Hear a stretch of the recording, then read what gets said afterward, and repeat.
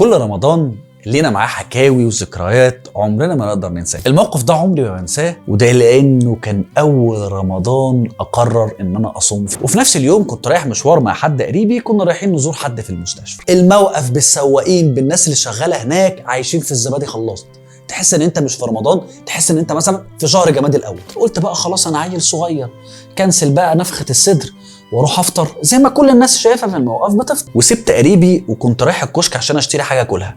مسكني من ايدي وقال لي تعالى يا ابني، هو انت مش صايم؟